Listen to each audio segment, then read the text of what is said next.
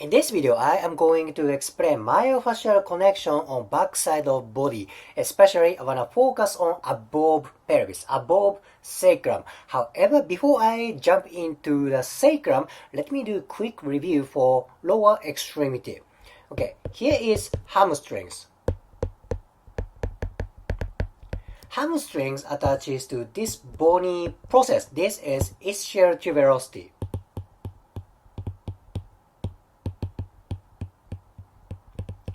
This is basically sit bone. This is part of ischium.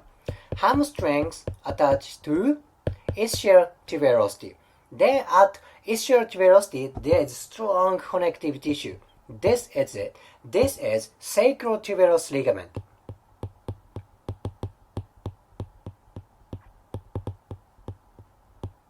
Sacrotuberous ligament, as the name of this ligament suggests, this connects sacrum and ischial tuberosity.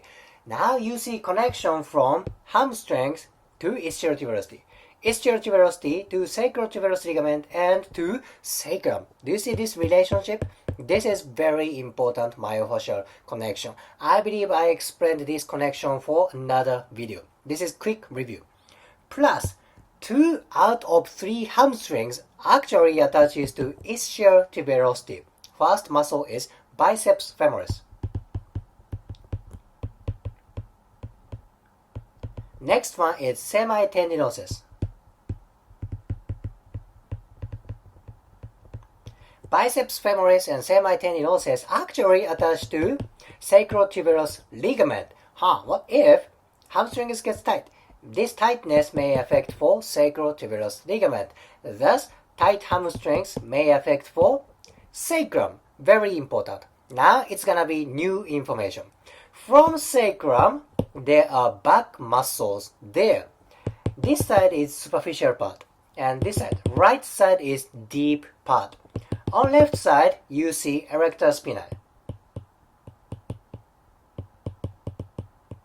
Basically erectors, okay? And on right side, this is deeper side, this is multifidus.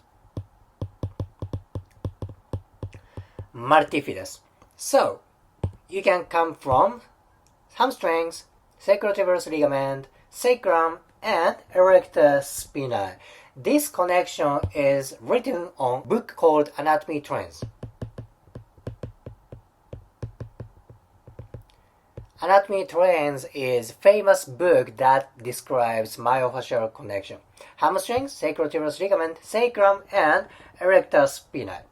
Now, I guess Anatomy Trends don't describe connection to multifidus. This is my subjective opinion. I don't know, maybe newest version might describe that, but I haven't checked that. So, this is my opinion. From hamstring, sacrotuberous ligament, sacrum, there, I believe you can follow to multifidus because you find connection to erector spinae. This is superficial layer. No doubt, you can go to multifidus, you can go to deeper layer. When I do myofascial release, I feel both erector spinae and multifidus are tight when somebody has tight hamstrings. Now you can go upper part. You still see multifidus on right side. You see erector spinae on left side. This is where about thoracic spines and cervical spines, right? From lumbar spines area, you follow multifidus connection. You can go up to cervical spines. On the superficial part, same as like multifidus, you can follow this connection from lumbar area. You can go to thoracic spine area and you can go to cervical spines area. Now you can go to occiput. Very, very important. Actually, multifidus doesn't attach to head. However, I believe there is myofascial connection there. Okay, multifidus does not attach to occiput, but I believe there's myofascial connection, maybe indirectly. Okay, erector spinae, other spine muscles go to occiput.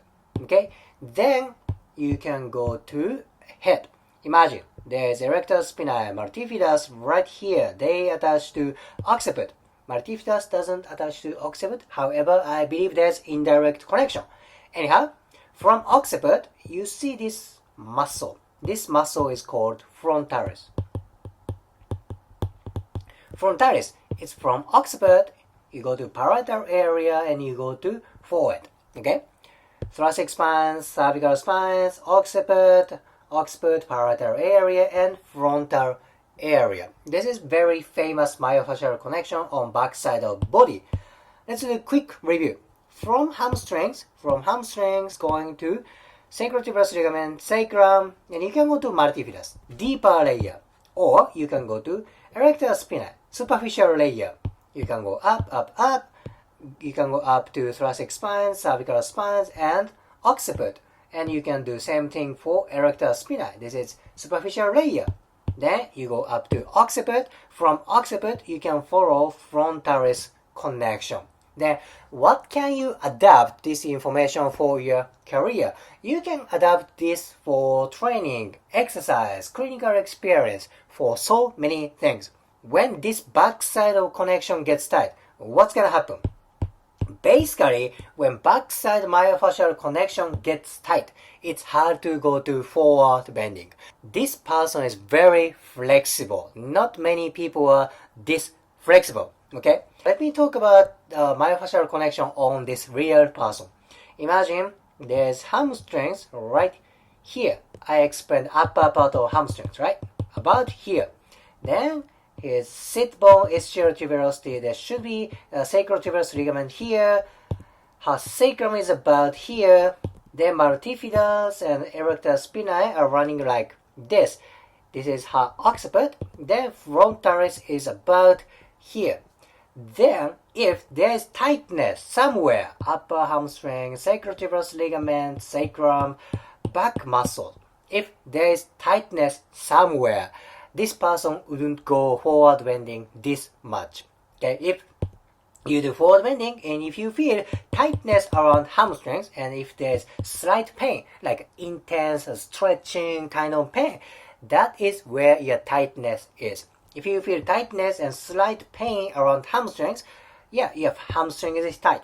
When you go forward bending and if you feel tightness around lumbar spines, that is where your tightness is. If you feel tightness on thoracic spines, the myofascia around this part is tight. You see this relationship?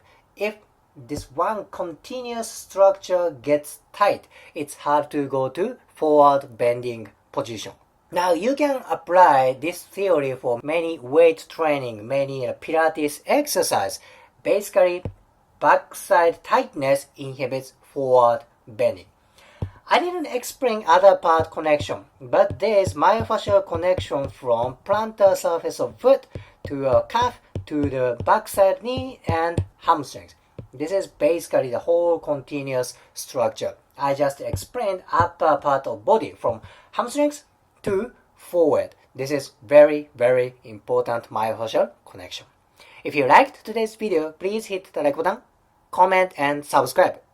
See you next video.